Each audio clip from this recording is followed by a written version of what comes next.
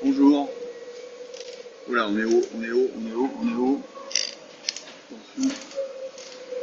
On est à 40 nœuds, 38 nœuds. On recommence à vivre un peu là sur Sodebo. On a retrouvé des conditions de mer à peu près correctes pour pouvoir aller vite. Depuis 3-4 jours était quand même la misère. On est mardi 30 janvier sur le trimaran Sodebo et on est sous l'Australie. On a passé la longitude du Cap Lewin hier. Un peu perdu dans les jours. Bon, peu importe. Et en fait, j'avais envie de parler un petit peu d'Australie, qui a été un pays qui a changé ma vie. Et s'il y a des ados qui écoutent, s'il y a des gens, même un peu moins ados, qui sont un peu perdus, qui ont besoin de trouver ou de chercher quelque chose sans vraiment savoir quoi, mais qui ont besoin de prendre un peu de distance, ma propre expérience, d'avoir été en Australie, et à chaque fois que j'y suis allé, m'a donné cette réponse.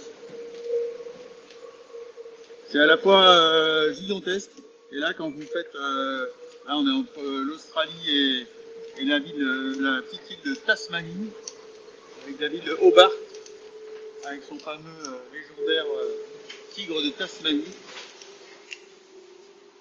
C'est un continent énorme, et qui finalement résume la complexité, je trouve, la variété, la difficulté, mais aussi la beauté de tout ce qu'il y a sur notre planète. Il y a à peu près tous les poisons, tous les animaux venimeux sur ce continent, sur ce pays, dans ce pays, qu'il n'y a pas dans ton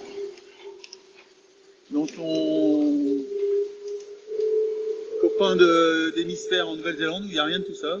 Là, il s'est concentré effectivement tout sur l'Australie, mais il y a aussi une diversité, une biodiversité incroyable, euh, due à la taille, due à l'étendue en longitude et en latitude. Les lumières en Australie m'ont complètement subjugué dès mon arrivée à Sydney. Cette ville qui mélange très grande ville, très grande métropole et à la fois des petits villages de surfeurs dans certains quartiers comme Bondi Beach où j'habitais, ou Manly, et cette fête Sydney qui est quand même grandiose avec cet opéra, ce pont où c'est un décor de cinéma permanent.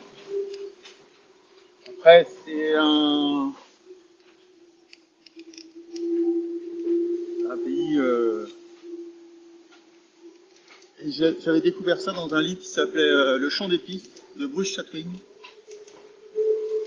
qui expliquait cette incompréhension culturelle fondamentale entre la culture aborigène qui était liée sur l'oral, et c'est peut-être pour ça que j'aime bien les voice notes, c'est peut-être pour ça que j'aime bien le format de podcast, c'est peut-être pour ça que j'aime la radio, où les aborigènes étaient des nomades et quand ils se rencontraient ou quand ils voulaient raconter leur vie ou dire qui ils étaient, ils le chantaient et ils le racontaient par oral. Donc il y a très peu d'écrits dans la culture aborigène. Et que quand la culture européenne occidentale est arrivée en Australie, elle a commencé par mettre la propriété et de faire des carrés.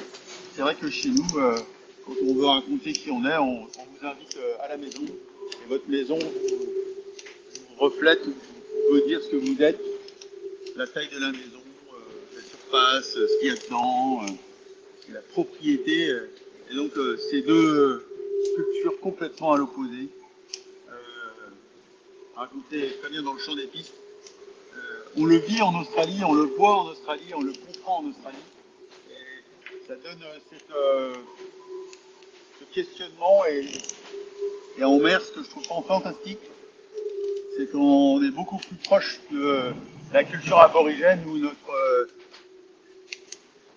récit, c'est notre sillage, c'est ce qu'on nous raconte, c'est ce qu'on a ressenti, ce qu'on a vécu, ce qu'on a vu, mais il n'y a pas de propriété possible de la mer. En tous les cas, vous pouvez toujours essayer de bâtir quelque chose. Il y a des zones d'influence, il y a des zones de pêche, mais la mer reste un endroit de liberté où on peut encore transiter et voyager.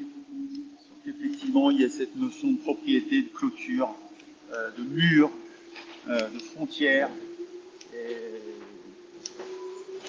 Et l'Australie me fait penser à ça et à cette actualité douloureuse et difficile de guerre, de nouveau sur notre continent, mais ailleurs, et où les aborigènes avaient effectivement une autre vision et vue, projection de la vie ensemble, et qu'en mer, je crois, on retrouve. Donc voilà, relié à ce tour du monde sur Sodebo, l'Australie c'est quelque chose de très important et qui est relié à quelque chose de fort pour moi et dans les émotions que j'ai de la côtoyer ou de la traverser là jusqu'à Hobart, qui est un endroit également complètement incroyable, et ça on en reparlera peut-être un autre moment. Voilà, c'était ma voice note trop longue comme d'habitude. Des antipodes. Pour le coup là on est complètement à l'opposé. Ça va vite. Je suis de nouveau très heureux que ça aille vite. Ma réparation des foils a porté ses fruits parce qu'on arrive à voler. Ça nous a pris beaucoup de temps, beaucoup d'énergie. Ça nous a surtout coupé du système météo. Armel, il a réussi à rester dans le sud et donc à couper le fromage et à revenir à quelques centaines de milles.